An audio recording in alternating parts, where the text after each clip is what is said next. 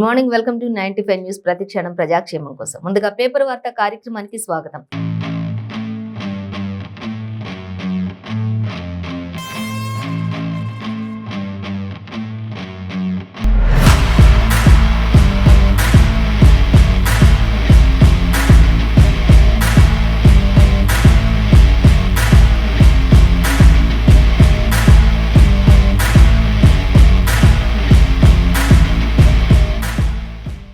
ముందు నమస్తే తెలంగాణ, ఆంధ్రజ్యోతి, ఈనాడు, వెలుగు, సాక్షి ఇలా రకరకాల దినపత్రికలు ఉన్నాయి. ఏ దినపత్రికలు ఏ వార్తలు ఇచ్చారు అనేది మనం మొదటిగా చూసినట్లయితే ఈనాడు పేపర్ చూద్దాం. ఈనాడు పేపర్లో మనం చూసినట్లయితే ఫస్ట్ మనకి ప్రధాన హెడ్లైన్ గా ఫ్రంట్ పేజ్ లో ఇచ్చారు, కీలు బొమ్మలుగా దర్యాప్తు సంస్థలు అంటూ మనకి ఇక్కడ ప్రధాని మోడీకి సంబంధించి ఇతరత్ర మంత్రులు అలాగే సీఎంలు అలాగే సీఎం కేసీఆర్ అందరివి కూడా ఫొటోస్ వేసి ఒక పెద్ద హెడ్లైన్ గా ఒక హాఫ్ పేజ్ మొత్తం కూడా మనకి ఇదే ఇవ్వటం జరుగుతూ ఉంది. అంటే కీలు బొమ్మల్లాగా దర్యాప్తు సంస్థలు కొనసాగుతున్నాయి అనే దానికి ప్రధాన హెడ్లైన్ గా ఇచ్చారు. సో దాని తర్వాత మనం మరొక హెడ్లైన్ చూసినట్లయితే సొంత గడ్డపై సానియా ఆఖరి ఆట ఆడారు. అంటే Sania Mirza tennis super star, tennis star, ఆమె లాస్ట్ చివరిసారిగా మరి తన సొంత గడ్డపై ఆట ఆడి దాని తుది వీడ్కోలు పలికారు అనేది కూడా, ఆటకు వీడ్కోలు పలికారు అనేది కూడా మనకి ఇక్కడ తెలుస్తుంది. సో దానికి సంబంధించి కూడా మరి మంత్రి కేటీఆర్ సానియా మిర్జాకి ఒక జ్ఞాపికను కూడా అందజేస్తున్నటువంటి దృశ్యాన్ని కూడా ఇక్కడ మనకు ఒక ఫోటో రూపంలో ఇచ్చారు. సో దాన్ని కూడా మనం గమనించవచ్చు. సో నెక్స్ట్ చూసుకున్నట్లయితే హెడ్లైన్, ఇక క్రమశిక్షణే పునాది, పరిశోధనే పరమావధి అంటూ చెప్తున్నారు. ఎవరు ఏంటి అనేది మనం చూసినట్లయితే డీటెయిల్స్ లో చూసుకోవచ్చు. సో మరొక వార్త చూస్తే, నిద్రపోయి ఆలస్యంగా అడిగారు అంటూ ఇక్కడ గవర్నర్ తమిళసైకి సంబంధించి ఇక్కడ ఇచ్చారు. దరఖాస్తు చేసినా కూడా ఒకటి ఇవ్వలేదు అంటే ఇక్కడ మంత్రి హరీష్ రావు కూడా ఘాటుగా ప్రతిస్పందించినటువంటి విషయాలు ఇక్కడ ఒక రెండు కనిపిస్తూ ఉన్నాయి. సో వాటికి సంబంధించి కూడా మనం డీటెయిల్స్ చూసుకుంది. ఇక 6 ఏళ్లపై అయోమయం అంటూ ఒక హెడ్లైన్, అలాగే పింఛన్దారులకు ఈపీఎఫ్ఓ షాక్ ఇచ్చింది అనేది మనకి ఇక్కడ ఇచ్చారు. సో మొదటిగా మనం ఫస్ట్ హెడ్లైన్ డీటెయిల్స్ చూసుకున్నట్లయితే కీలు బొమ్మలుగా దర్యాప్తు సంస్థలు అనేది చూసినట్లయితే రాజ్భవన్లు అలాగే తయారయ్యాయి అంటూ కూడా మనకి ఇక్కడ ఇవ్వడం జరుగుతుంది. సో ప్రతిపక్షాలపైకి ఉసిగొల్పుతున్నారు అందరినీ అనేది మనకి ఇక్కడ ఇస్తూ ఉన్నారు. కేంద్ర ప్రభుత్వ వ్యవస్థల దుర్వినియోగం ప్రమాదకరంగా తయారైంది, ఇది ప్రజాస్వామ్యానికి ఏమాత్రం మంచిది కాదు అన్నట్లుగా కూడా మనకి ఇక్కడ ఇచ్చారు. సో ఇక మోదీకి కేసీఆర్ కి ఇది ప్రజాస్వామ్యానికి ఏమాత్రం మంచిది కాదు. ఇక మోదీ, కేసీఆర్, కేజ్రీవాల్, మమతా సహా 9 మంది విపక్ష నేతలు లేఖలు రాసినట్లుగా తెలుస్తుంది. అంటే అందరు కూడా మోదీకి, కేసీఆర్ కావచ్చు, కేజ్రీవాల్ కావచ్చు, మమత కావచ్చు, ఇంకా అనేక మంది సీఎంలు అందరూ కూడా కలిసి మోదీకి లేఖ రాశారు. ఇది అంత మంచి పద్ధతి కాదు, ప్రజాస్వామ్యానికి ఏమాత్రం మంచిది కాదు అనేది, ఇంకా కేంద్ర వ్యవస్థలు దుర్వినియోగం ఎంతో ప్రమాదకరంగా ఉన్నాయి, కేంద్రం నుంచి వస్తున్నటువంటి ప్రతిదీ కూడా అనేది మనకి ఇక్కడ ఇచ్చారు. ప్రతిపక్షాలపైకి ఉసిగొల్పుతున్నట్లుగా చేస్తుంది కేంద్ర ప్రభుత్వం, ఒకరిపై ఒకరికి ఉసిగొల్పుతున్నారు తప్ప ఇంకా ఇది ఎక్కడ కూడా ఎవరికి కూడా లాభం చేకూరేది కాదు అని చెప్పేసి ప్రతి ఒక్కరు కూడా కేజ్రీవాల్ కావచ్చు, మమతా బెనర్జీ కావచ్చు, సీఎం కేసీఆర్ కావచ్చు, ఇంకా ఇతర మంత్రులు అందరూ కూడా మరి ప్రధాని మోదీకి లేఖ రాసినట్లుగా మనం ప్రధాన వార్తలుగా ఇక్కడ ఇచ్చినట్లుగా మనం చూడొచ్చు. సో దానికి సంబంధించి ఇంకా 9 మంది విపక్ష నేతలంతా ఇంకా మిగతా వాళ్ళు కూడా అంటే శరద్ పవార్ కావచ్చు, ఫరూక్ అబ్దుల్లా కావచ్చు, అఖిలేష్ యాదవ్ కావచ్చు, అలాగే ఉద్ధవ్ ఠాక్రే, అలాగే తేజస్వి యాదవ్, ఇలా అందరూ కూడా మరి కేజ్రీవాల్, అరవింద్ కేజ్రీవాల్ తో సహా భగవంత్, ఆ తర్వాత మమతా బెనర్జీ, ఇలా అందరూ సీఎం కేసీఆర్, ఇంతమంది అందరూ కూడా ప్రధానికి అంతా ఒక వైపుగా ఉంటూ ప్రధాని మోదీకి లేఖ రాసినట్లుగా, మోదీ మాత్రం ఒక సైడ్ గా ఉన్నట్లుగా తెలుస్తుంది. సో వాళ్ళందరూ కూడా ఆయనకు లేఖలు రాసినట్లు తెలుస్తుంది. సో దానికి సంబంధించి డీటెయిల్స్, ఇంకా దేశంలోని ప్రతిపక్ష నాయకులను, ప్రభుత్వాలను లక్ష్యంగా చేసుకుని కేంద్రం దర్యాప్తు సంస్థలన్నీ కూడా గవర్నర్ వ్యవస్థను ఉసిగొల్పే విధానం మన ప్రజాస్వామ్యానికి ఏమాత్రం క్షేమం కాదు అంటూ కూడా వాళ్ళు చెప్పడం జరుగుతుంది. ఇక దానికి సంబంధించి అన్ని డీటెయిల్స్ కూడా మనం సెకండ్ పేజ్ లో చూడొచ్చు. మొత్తంగా అయితే కేంద్రం మొత్తం అందరి మీద కలిపి రాజ్భవన్ కి సంబంధించి అన్ని కూడా ఉసిగొల్పుతుంది, ఇది ఏమాత్రం కూడా మంచిది కాదు, క్షేమకరం కాదు అన్నట్లుగా మాత్రం వీళ్ళందరూ కూడా చెప్పడం జరుగుతుంది. సో మరొక వార్త మనం చూసినట్లయితే ఇక్కడ సానియా మిర్జా గురించి వచ్చినట్లయితే టెన్నిస్ స్టార్ సానియా మిర్జాకు సంబంధించి ఇక సొంత గడ్డపై సానియా ఆఖరి ఆట ఆడారు అనేది మనకి ఇక్కడ చూడొచ్చు. ఇక కేటీఆర్ నుంచి జ్ఞాపకను అందుకుంటున్న సానియా, చిత్రంలో మంత్రి శ్రీనివాస్ గౌడ్ అలాగే ఐటీ శాఖ ముఖ్య కార్యదర్శి జయేష్ రంజన్ కూడా ఉన్నారు. సానియా మిర్జా తల్లిదండ్రులు కూడా ఉన్నారు అనేది మనం ఇక్కడ గమనించవచ్చు. అలాగే ఇక 2 దశాబ్దాల ఉజ్వల కెరీర్‌కు పునాది పడ్డ వేదిక మీదే ఎక్కడైతే పునాది పడిందో అదే వేదికపై తాను చివరి ఆట ఆడి కూడా తన జ్ఞాపికను కేసీఆర్ చేతుల మీదుగా అందుకుంటూ మరి అక్కడే వీడ్కోలు పలికిన ఆటకు చెక్ పెట్టేసినట్లుగా తెలుస్తుంది. సో ఇక అదే వేదిక మీద దిగ్గజ టెన్నిస్ క్రీడాకారిణి సానియా తన చివరి మ్యాచ్ ఆడి రాకెట్ ను పక్కన పెట్టేసరికి ఇప్పటికే ప్రొఫెషనల్ టెన్నిస్ కెరీర్ కు వీడుకోలు పలికిన ఆమె తన సొంత గడ్డపై కెరీర్ కు ఆరంభమైన హైదరాబాద్ లోని ఆదివారం చివరిగా ఓ ఎగ్జిబిషన్ మ్యాచ్ ఆడారు. ఇక తర్వాత భారత మాజీ క్రికెటర్ యువరాజ్, తెలంగాణ మంత్రి కేటీఆర్ సహా పలువురు ప్రముఖులు అభిమానుల మధ్య ఆమె ఆటకు గుడ్ బై చెప్పినట్లుగా తెలుస్తుంది. సో దాంతో పాటు ఆమె తల్లిదండ్రులు అలాగే తనకు సంబంధించిన ఇతరత్ర అందరూ కూడా అలాగే మంత్రులు జయేష్ రంజన్ అందరూ కూడా ఉన్నారు అక్కడ అనేది కూడా మనకి ఇక్కడ తెలుస్తుంది. సో వాళ్ళందరి మధ్యలో కూడా ఆమె ఒక జ్ఞాపికను కేటీఆర్ చేతుల మీదుగా అందుకుంటూ చివరి ఆట ఆడి అక్కడ ఏ ఆట అయితే అక్కడ ఆరంభించారో అదే ఆటకు అదే వేదికపై మళ్ళీ తను గుడ్ బై చెప్పినట్లుగా తెలుస్తుంది అంటూ మనకి ఇక్కడ ఇచ్చారు. ఇకపై సానియా మిర్జా ఇంకా టెన్నిస్ కు గుడ్ బై చెప్పినట్లుగా తెలుస్తుందని మనకి క్లియర్ గా ఇచ్చేసారు. సో మరొక వార్త మనం చూసినట్లయితే క్రమశిక్షణ పునాది పరిశోధనే పరమావధి అనేది మనం ఇక్కడ చూసినట్లయితే డీటెయిల్స్.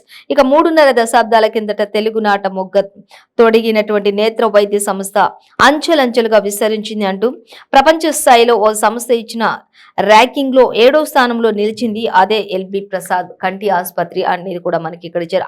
అంచెలుగా ఎగుతూ ఈ రోజు ప్రపంచ స్థాయిలోనే నిలబడింది అంటే దానికి అంతటికి కూడా క్రమశిక్షణే పునాదిగా పరిశోధనే పరమావధిగా భావించి ముందుకు వెళ్తూ ఉన్న నేపథ్యంలో ఇంతటి ఖ్యాతి గతించింది, ఇంతటి ఖ్యాతి లభించింది అనేది కూడా వారు చెప్పడం జరుగుతుంది.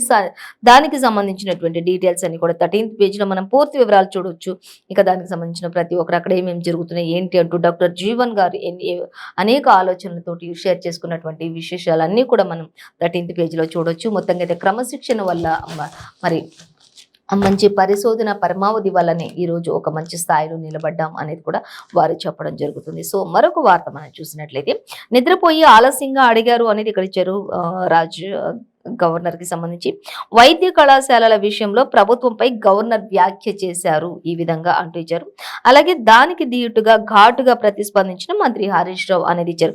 దరఖాస్తు చేసిన ఒక్కటి ఇవ్వలేదు అంటూ ఆయన చెప్తూ ఉన్నారు. సో దీనికి రెండింటికి సంబంధించి చూసుకున్నట్లయితే గవర్నర్ రాష్ట్ర ప్రభుత్వం మధ్య ట్విట్టర్ వేదికగా మరోసారి మాటల యుద్ధం నడిచింది అనేది మాత్రం మనకి ఇక్కడ అర్థమవుతుంది.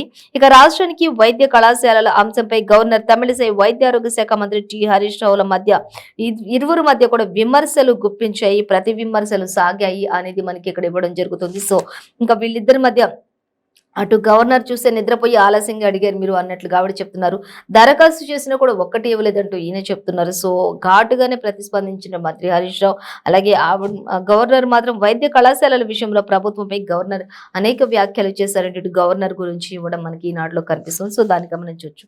ఇంకా మనం మరొక వార్త చూస్తే ఇంకా అధిక పెన్షన్ లబ్ధిదారులు అంటూ ఇచ్చారు. ఇక పారా ఆప్షన్ కాపీలు వారంలోపు ఇవ్వాలంటూ నోటీసులు జారీ చేసినట్లుగా తెలుస్తుంది.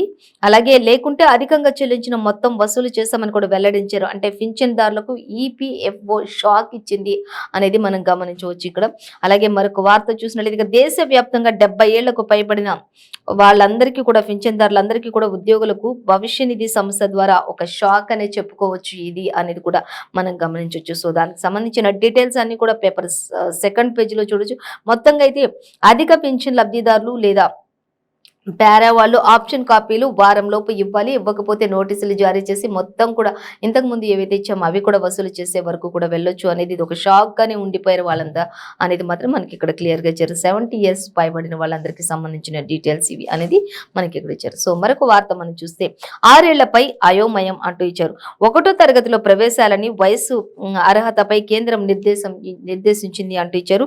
అలాగే విద్యార్థుల తల్లిదండ్రులు కొంత ఆందోళన అయితే వ్యక్తమవుతుంది ఈ విషయంపై అనేది ఇచ్చారు. ప్రైవేట్ బడుల్లో చదివిస్తున్న వారికి ఆర్థికంగా భారంగానే ఉంటుంది ఈ విషయం అనేది కూడా మనకి ఇక్కడ ఇచ్చారు. ఇక 1వ తరగతిలో ప్రవేశం పొందాలంటే పిల్లలకు 6 ఏళ్ల వయసు నిండాల్సిందని చెప్పేసి కూడా ఇక్కడ మనకి ఇవ్వడం ఇది తల్లిదండ్రులపై కొంత భారం పడుతుందని చెప్పుకోవచ్చు అనేది మాత్రం ఇచ్చారు. కనీసం ఫస్ట్ క్లాస్కి రావాలంటే 6 years కంప్లీట్ 6 years మినిమం ఉండాలి అని చెప్పేసి ఇప్పుడు కేంద్ర ప్రభుత్వం ఒక షరత్ పెట్టినట్లుగా తెలుస్తుంది. ఇక దీనిపై మాత్రం విద్యార్థుల తల్లిదండ్రులు కొంత ఆందోళన వ్యక్తమవుతుందని చెప్పుకోవచ్చు అనేది మనకి ఇక్కడ ఇవ్వడం జరుగుతుంది. సో మరొక వార్త చూసి 1 నుంచి టోల్ మూత అంటూ ఇచ్చారు. ఇక 5 నుంచి 10% పెంచే యోచనలో ఎన్హెచ్ఐ ఉంది అనేది ఇచ్చారు. అయితే డీటెయిల్స్ మాత్రం మనకి ఇవ్వలేదు. సెకండ్ పేజ్‌లో ఇచ్చారు. మొత్తంగా అయితే ఇక 1వ తారీఖు నుంచి టోల్ కూడా మోగనుందా అన్నట్లుగా క్వెషన్ మార్క్ అయితే పెట్టినట్లుగా మనం గమనించవచ్చు.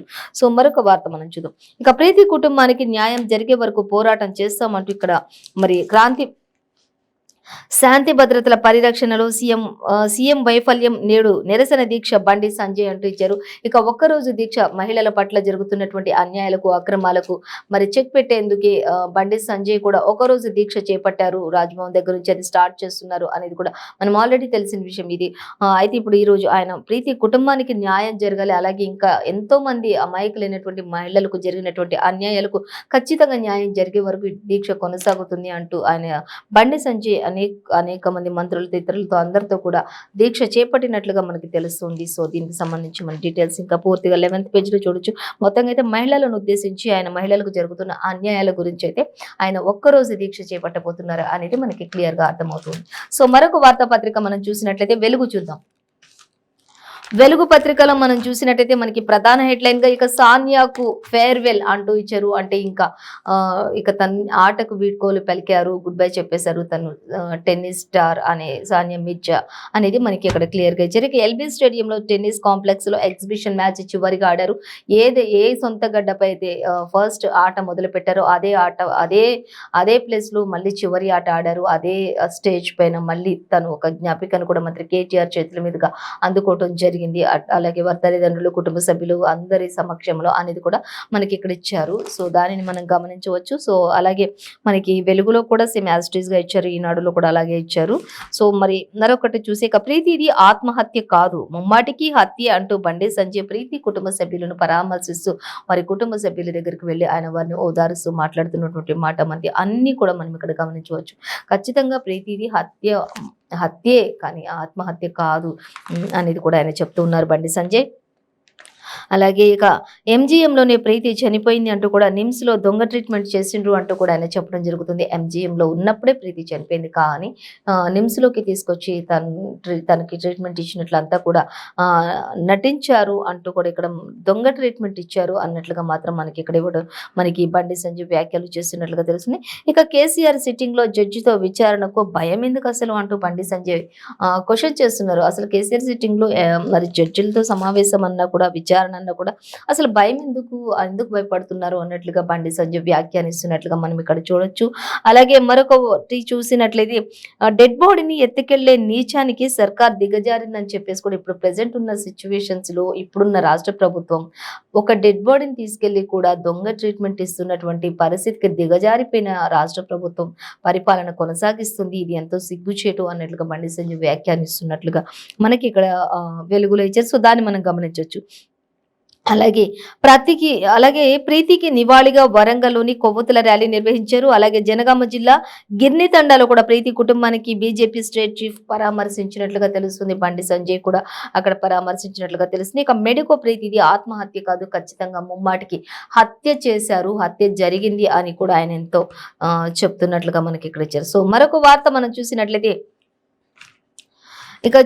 రాజకీయ ప్రత్యర్థులను భయపెట్టేందుకే కేంద్ర ప్రభుత్వం దర్యాప్తు సంస్థలను ఉసిగొల్పుతుందనే విషయం అందరు కూడా అలాగే సిసోడియా అరెస్ట్ తో కూడా కొంత అయోమయానికి గురి చేయడానికి అందరి మైండ్ సెట్ ని అటువైపు మళ్లించడానికి ఇవన్నీ కూడా జరుగుతూ ఉన్నాయి అంటూ కూడా సిసోడియా అరెస్ట్ అక్రమం అనే దానిపై కూడా కొంత వ్యాఖ్యలు చేస్తున్నట్లుగా తెలుస్తుంది. ఇక మంత్రులంతా కూడా సీఎంలంతా కూడా ఒకవైపు, ప్రధాని ఒకవైపు ఇదంతా కావాల్సి ఉసిగొలుపుతున్నారు అనేది కూడా సీఎంలందరూ కూడా కేంద్ర ప్రభుత్వంపై మరి ఫైర్ అవుతున్నటువంటి పరిస్థితి మనకి ఇక్కడ ఇచ్చారు. సో, మాపైకి దర్యాప్తు సంస్థలను ఉసిగొలుపుతున్నారు మీరు అంటూ ప్రధానికి 9 మంది ప్రతిపక్ష నేతలు ఎవరైతే ఉన్నారో వారందరి పేరిట కేసీఆర్ ఆఫీస్ నుంచి ఒక లేఖ కూడా వెళ్ళినట్లుగా మనం గమనించవచ్చు అనేది మనకి ఇక్కడ ఇచ్చారు. సో, ఇంతకు ముందు కూడా మనం మీనాల్లో కూడా అదే చదువుకున్నాం. ఇక ట్వీట్ చేసిన ఆమ్ ఆద్మీ పార్టీ లేఖపై ఒక్కరి సంతకం కూడా లేకపోవడం గమనార్హం అనేది కూడా మనకి ఇక్కడ ఇచ్చారు. ఇక ఢిల్లీ లిక్కర్ స్కామ్ లో ఆప్ నేత మునీష్ సిసోడియా అరెస్టు అక్రమమని ఆధారాలు లేకున్నా కూడా ఆయనను సిబిఐ అదుపులోకి తీసుకుంటుందంటూ ప్రధాని మోదీకి 9 మంది ప్రతిపక్ష నేతలు లెటర్ రాశారు అనేది తెలుస్తుంది. ఇక దేశంలోనే చూసినట్లయితే ఇక దేశంలోనే ప్రతిపక్షాలను వెంటాడి వేటాడుతున్నారని చెప్పేసి వారిపైకి దర్యాప్తు సంస్థలను ఉసిగొల్పుతున్నారని చెప్పేసి కూడా అందులో దుయ్యబట్టినట్లుగా తెలుసు. ఆ లేఖ ఏదైతే ఉందో ఆ లేఖలో మరి ఈ 9 మంది కూడా వారి సంతకాలు అయితే లేవు, కానీ ఒక లేఖనైతే రాసేసి మరి ఆయనను కేంద్ర ప్రభుత్వాన్ని దుయ్యబట్టినట్లుగా ఆ లేఖ అంతట్లో కూడా రాసినట్లుగా మనకి తెలుస్తుంది. సో మనం దాన్ని గమనించవచ్చు. సో మరొక వార్త మనం చూసినట్లయితే ఇక మెడికల్ కాలేజీలపై ట్వీట్ల వార్ అంటూ ఇచ్చారు. ఇటు మంత్రి హరీష్ రావు, ఇటు గవర్నర్ తమిళిసై సౌందరరాజన్ ఇద్దరు కూడా మెడికల్ కాలేజీలకు సంబంధించి ట్వీట్లు ఇద్దరు కూడా వార్ జరిగినట్లు, ఇద్దరికి ఒకరిపై ఒకరు ఆగ్రహ విషయాలతో మరి ఫైర్ అయినట్లుగా తెలుస్తుంది. సో దాన్ని గమనించుకోవచ్చు. ఇక కేంద్ర మంత్రి మాండవీయ ట్వీట్ ను రీట్వీట్ చేసిన గవర్నర్ అనేది కూడా చూడొచ్చు. కౌంటర్ గా మంత్రి హరీష్ కూడా కొన్ని ట్వీట్లు చేశారు, ఆయన ఏమీ తగ్గలేదు అన్నట్లుగా కూడా మనకి ఇక్కడ ఇచ్చారు. సో దాన్ని కూడా మనం గమనించవచ్చు. మెడికల్ కాలేజీల ఏర్పాటుపై కేంద్ర రాష్ట్ర ప్రభుత్వాల నడుమ పంచాయతీ అసలు ఆగట్లేదు అన్నట్లుగా మనకి ఇక్కడ ఇచ్చారు. అలాగే తాజాగా గవర్నర్ తమిళసైకి మంత్రి హరీష్ రావుకు నడుమ మెడికల్ కాలేజీలపై ట్వీట్లు వారు జరిగింది అంటూ కూడా మనకి ఇక్కడ క్లియర్ గా ఇచ్చేశారు. కేరళలోని కోజికోడ్ లో చూసుకున్నట్లయితే దానికి సంబంధించి కూడా ట్వీట్లో వారు జరిగింది అంటూ కూడా ఇచ్చారు.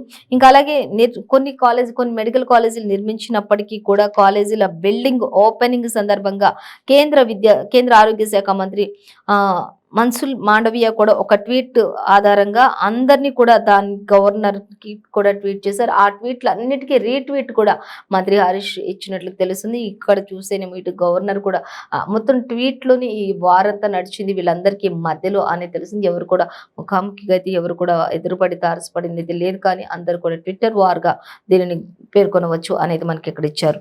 ఒకరిపై ఒకరు మరి అనవసరమైనటువంటి వార్ జరుపుకున్నట్లుగా మనకి ఇక్కడ తెలిసింది. కేవలం మెడికల్ కాలేజెస్ కి సంబంధించిన విషయాలతో మాత్రమే ఇది జరిగినట్లుగా మనం గమనించవచ్చు.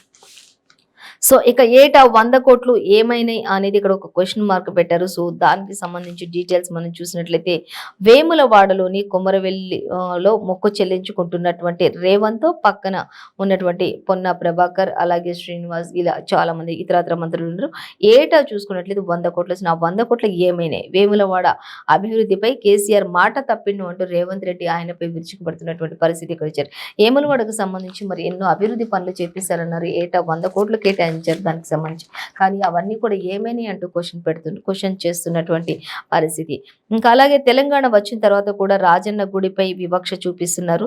మిడ్మానేరు పరిహారంలో కూడా పేదలకు అన్యాయమే జరుగుతూ వస్తుంది, కూడా ఎక్కడ న్యాయం జరిగిన దాఖలాలు అయితే లేవు అనేది కూడా మనకి ఇక్కడ ఇచ్చారు. సో దాన్ని కూడా మనం గమనించవచ్చు.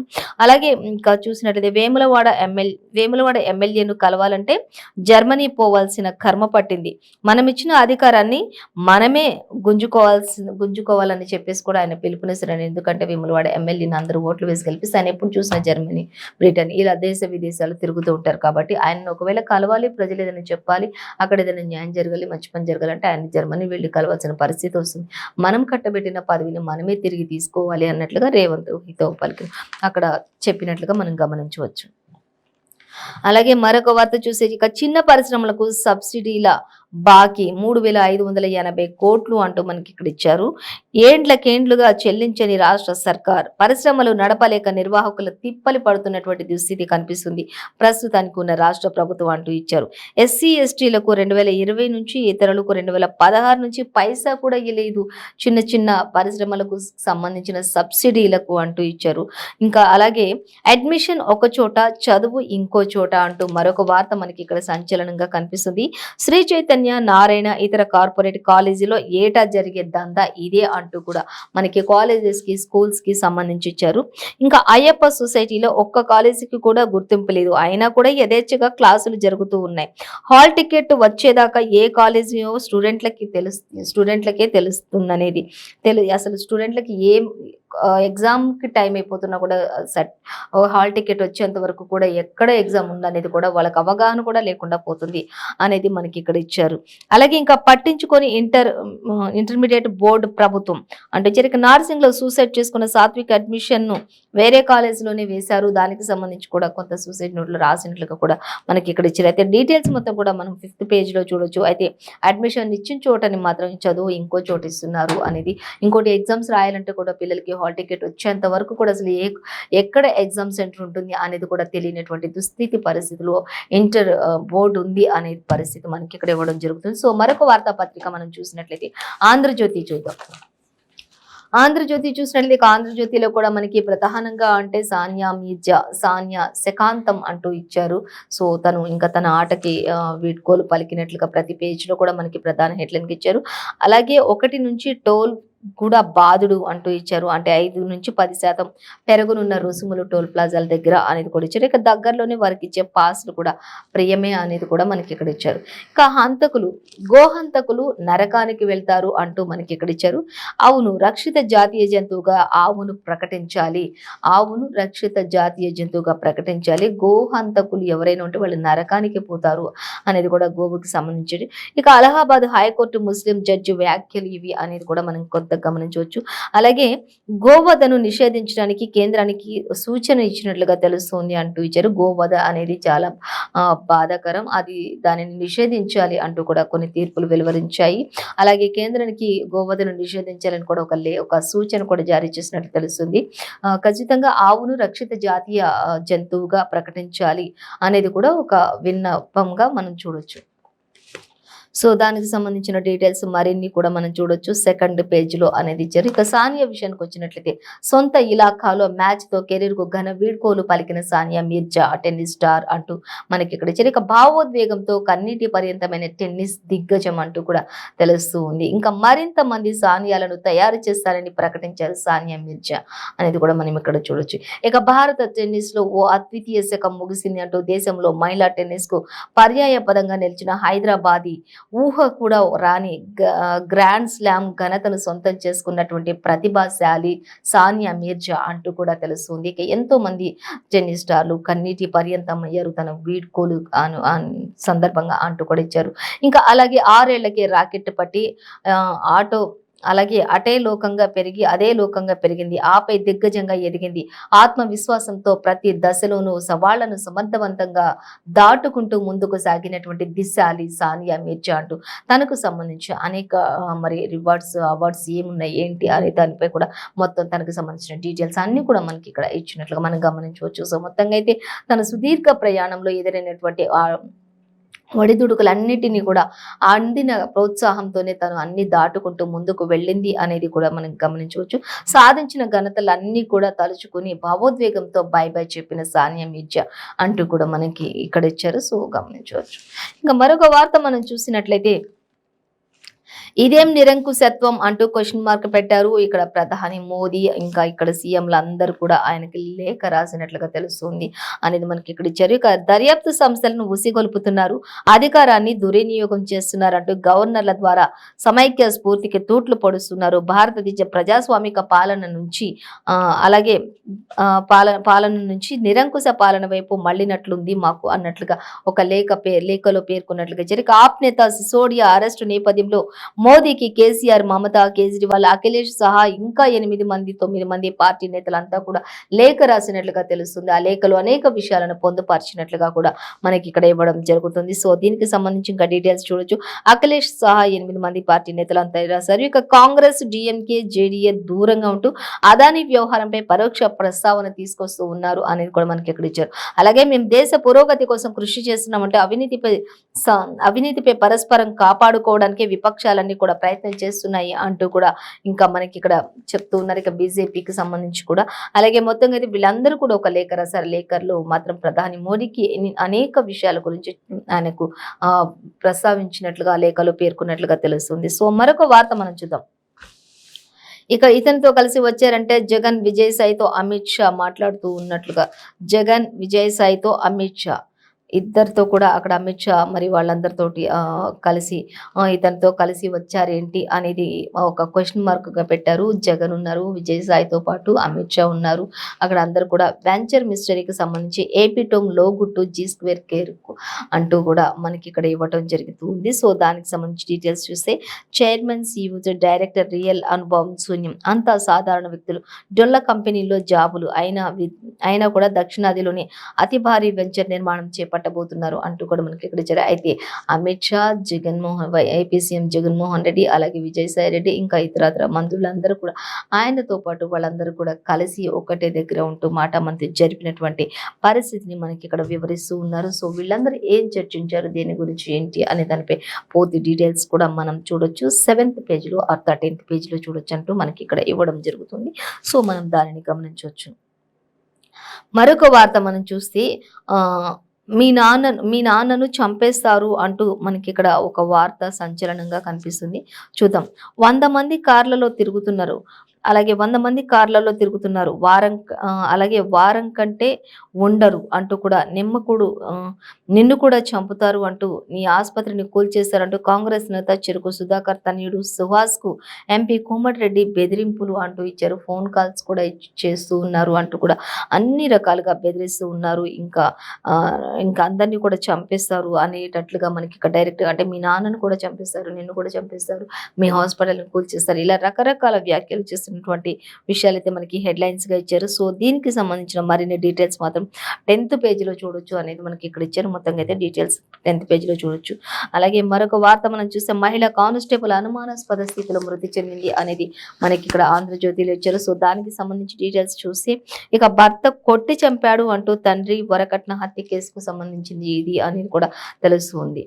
సో మహిళలకు నెలకు 1000 రూపాయలు అంటూ మధ్యప్రదేశ్ సీఎం పుట్టినరోజు కానుక మోకాళ్ళ మీద కూర్చొని శివరాజ్ ప్రకటన చేశారు అంటూ కూడా తెలుస్తుంది. మహిళలకు నెలకు 1000 రూపాయలు ఇస్తాను అంటూ కూడా ఆయన మధ్యప్రదేశ్ సీఎం అయినటువంటి ఆయన పుట్టినరోజు కానుకగా మహిళలకు సంబంధించి ఆయన ఒక గిఫ్ట్ గా ఇది నేను ఇస్తున్నాను అంటూ ఆయన చెప్తున్నారు. అలాగే బ్రహ్మ ముహూర్త ఆలోచన అంటూ కూడా ఇచ్చారు. లాడ్లీ బెహ్నా యోజనగా నామకరణం చేశారు అంటూ కూడా ఇచ్చారు. ఇక సిక్కింలో తల్లికి ఏటా 20,000 రూపాయలు అంటూ కూడా ఇచ్చారు ఆయన. దానికి సంబంధించిన డీటెయిల్స్ అన్ని కూడా 2nd పేజీలో చూడొచ్చు. అలాగే మరొక వార్త చూసినట్లయితే గుండె నొప్పితో ఇంటర్ విద్యార్థి మృతి అంటూ మనకి ఇక్కడ ఇచ్చారు. హైదరాబాద్ కు రిఫర్ చేసిన వైద్యులు ఆ ప్రయత్నంలో ఉండగానే తుది శ్వాస విడిచాడు. ఖమ్మం జిల్లా బ్రాహ్మణపల్లిలో విషాద ఘటన చోటు చేసుకుంది. ఇంటర్ విద్యార్థి గుండె నొప్పితోటి మృతి చెందాడు. అప్పటికే మరి హైదరాబాద్ కు రిఫర్ చేశారు. ఆ ప్రయత్నాలు జరుగుతున్న నేపథ్యంలోనే ఈ తుది శ్వాస విడిచినట్లుగా కూడా తెలుస్తుంది అంటూ కూడా మనకి ఇక్కడ ఇవ్వడం జరుగుతుంది. మరొక వార్త చూసాక గిర్ని తండలో ప్రీతి తల్లిదండ్రులతో మాట్లాడుతున్నటువంటి బండి సంజయ్, అలాగే తక్షణం పిఆర్సీ వేయండి అంటూ కూడా ఆయన చెప్తున్నటువంటి పరిస్థితి. అలాగే ధరలకు అనుగుణంగా జీతాలు పెంచాలి, ఉద్యోగాల హక్కులను కాలరాస్తున్నారు అంటూ కూడా ఇచ్చారు. అలాగే హామీల అమలుకు నిధులు కేటాయించండి, సీఎం కేసీఆర్ కు బండి సంజయ్ లేఖ రాశారు అనేది కూడా మనం ఇక్కడ గమనించవచ్చు. అలాగే మహిళలపై అఘాయిత్యాలకు నిరసనగా బీజేపీ రాష్ట్ర కార్యాలయంలో నేడు దీక్ష చేపట్టనున్నారు బండి సంజయ్. ఒకరోజు దీక్ష అనేది కూడా మనకు అర్థమవుతుంది. ఇక బండి సంజయ్ ప్రీతి కుటుంబాన్ని కూడా పరామర్శించి వారి కుటుంబంలో కలిసి ప్రీతి తల్లిదండ్రులందరితో కూడా మాట్లాడారు అనే విషయాలను కూడా మనకి ఇక్కడ పొందుపరిచినట్లుగా మనం గమనించవచ్చు. సో మరొక వార్త మనం చూసినట్లయితే ఎందుకు వివక్ష అంటూ క్వశ్చన్ మార్క్ పెట్టారు. దానికి సంబంధించి మహిళా దినోత్సవం కానుకగా 8న వడ్డీ లేని రుణాలు ఇవ్వనున్నారు అంటూ మంత్రి హరీష్ రావు కూడా ఇక్కడ చెప్తున్నారు. సిద్దిపేట జిల్లాలోని ఆయన మాట్లాడుతూ మంత్రి హరీష్ రావు కొన్ని విషయాలను షేర్ చేసుకున్నారు. మహిళా దినోత్సవం రోజు మాత్రం మహిళలకు వడ్డీ లేని బంగారు రుణాలు ఇవ్వబోతున్నారు అనేది మనకి ఇక్కడ ఇవ్వడం జరుగుతుంది. 157 మెడికల్ కాలేజీల్లో రాష్ట్రానికి ఒక్కటి కూడా ఇవ్వరా అంటూ కూడా ఆయన క్వశ్చన్ చేస్తున్నారు. ఒక్కో కేంద్రం మంత్రి ఒక్కో తీరున మాట్లాడుతున్నారు అంటూ కూడా చెప్తున్నారు. బీబీనగర్ ఎయిమ్స్ కు చూసినట్లయితే 11%, గుజరాత్ కు 52% నిధులు కేటాయించారు కేంద్ర ప్రభుత్వం అంటూ ఇచ్చారు. అలాగే కేంద్ర హామీల అమలుపై రాజ్భవన్ దృష్టి పెట్టాల్సిన అవసరత ఉంది అనేది కూడా మంత్రి హరీష్ రావు చెప్తున్నారు. ఇక వరుస ట్వీట్లలో మంత్రి హరీష్ రావు ఆగ్రహం వ్యక్తం చేసినట్లుగా తెలుస్తుంది అనేది కూడా మనం ఇక్కడ గమనించవచ్చు. సో మరొక వార్త మనం చూసినట్లయితే నమస్తే తెలంగాణ పేపర్ చూసుకుంది. ఇక నమస్తే తెలంగాణ పేపర్ చూసినట్లయితే మనకి నమస్తే తెలంగాణలో కూడా ఫస్ట్ ప్రధాన హెడ్లైన్ అంటే ప్రజాస్వామ్యం కాదిది, నియంతృత్వం అంటూ సీఎం కేసీఆర్ చెప్తూ ఉన్నారు. అలాగే నిరంకుశత్వానికి ఢిల్లీ ఉప ముఖ్యమంత్రి అరెస్టే పరాకాష్ట అంటూ కూడా మనకి ఇక్కడ ఇవ్వడం జరుగుతుంది. ఇంకా సీఎం కేసీఆర్ తో పాటు ఇంకా అనేక ఇతరత్ర 8 మంది సీఎంలు అందరూ కూడా కాస్కో మోదీ ఉమ్మడి దాడి చేస్తాం మేమందరం అన్నట్లుగా కూడా ప్రధాని మోడీకి ఒక లేఖ రాసినట్లుగా మనం గమనించవచ్చు అనేది మనకి ఇక్కడ ఇచ్చారు. ఇక సిబిఐ వేధిస్తోంది అంటూ కూడా మరొక వార్త మనకి ఇక్కడ సంచలనంగా చూడొచ్చు. అలాగే ఇంకా చూద్దాం. ఇక అలాగే చూసినట్లయితే గోబెల్స్ గవర్నర్ అంటూ ఇచ్చారు. ఇక్కడ మరొక వార్త మనకి తీరు మార్చుకొని తమిళసై మెడికల్ కాలేజీలపై మళ్ళీ అదే లొల్లి మొదలైంది అన్నట్లు ఇచ్చారు. అలాగే ఇక సానియా మిర్జా విషయానికి వచ్చినట్లయితే ఆటకు సానియా అల్విదా అంటూ ఇచ్చారు. తన కొడుకుతోటి తన కుటుంబ సభ్యులందరితోటి కూడా సానియా మిర్జా వచ్చినట్లుగా మరి ఆయనకు మంత్రి కేటీఆర్ చేతుల మీదుగా ఒక చివరి జ్ఞాపికను అందుకుంటున్నటువంటి పరిస్థితిని మనం ఇక్కడ చూడొచ్చు. నమస్తే తెలంగాణ పేపర్లో. సో ఈ రోజు మనం ఏ పేపర్లో చూసినా కూడా ప్రతి పేపర్‌లో కూడా మనకి ఇటు సానియా వీడ్కోలు పలికినట్లుగా, అలాగే గవర్నర్‌కి, అలాగే మంత్రి హరీష్ రావుకి మధ్య మెడికల్ కాలేజెస్ విషయంలో వార్ నడుస్తుంది. Tweet war. అలాగే ఇంకా ప్రజాస్వామ్య నియంత్రత్వానికి కారణం ఇదంతా కూడా అంటూ మంత్రులంతా కూడా ప్రధానికి లేఖ రాసినట్లుగా ఇంకా అనేక రకాలైనటువంటి విషయాలు మనం అలాగే ప్రీతి కుటుంబాన్ని బండి సంజయ్ పరామర్శించారు. అలాగే ఇంకా రకరకాల విషయాలన్నీ కూడా మనం ఇక్కడ ప్రతి పేపర్‌లో యాజ్ ఇట్ ఈస్‌గా చూసాం. సో ఇదండి ఇవాల్టి పేపర్ వార్తా కార్యక్రమం విశేషాలు. మరో పేపర్ వార్తా కార్యక్రమంతో మళ్ళీ రేపు కలుసుకుందాం. అంతవరకు చూస్తూనే ఉండండి 95 న్యూస్.